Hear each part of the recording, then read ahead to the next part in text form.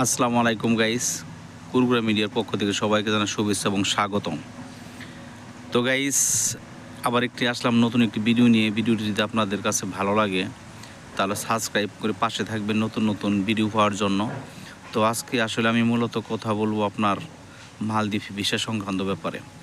আমার কাছে এক ভাই জিজ্ঞেস করছে, যারা আজ থেকে 2019 সালে 2020 সালে দেশে গেছে তারা মালদ্বীপ আসতে পারবে কিনা।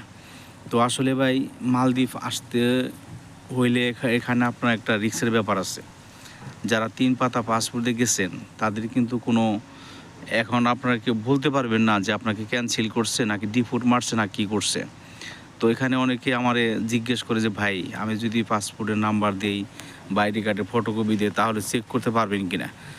আসলে চেক করা মূলটা তো আমাদের হাতে না বা নিজের হাতে না, এটা হলো চেক করতে হলে ইমিগ্রেশন দিতে হয়। ইমিগ্রেশনে দিতে হইলে অনেক সময় এরা টাকা পয়সা খেয়ে মনে করেন চেক করলো না, চেক না করেও বললো যে এগুলো করছি।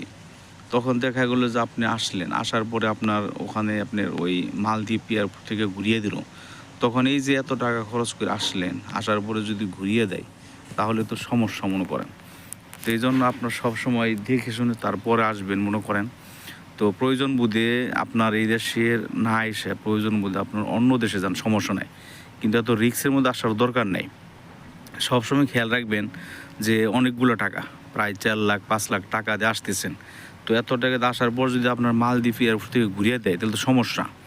তো এই জন্য আপনারা সবসময় দেখে শুনে বুঝে আসবেন।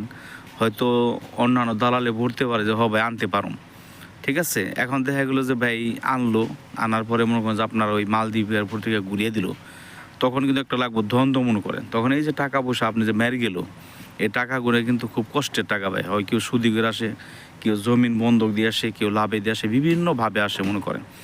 এর জন্য ভাই বলি, আপনারা মনে করেন যে খুব সুন্দরভাবে আসেন। আর যারা নতুন আসতে চান তারা আসতে পারেন, অনেক ভিসা আছে।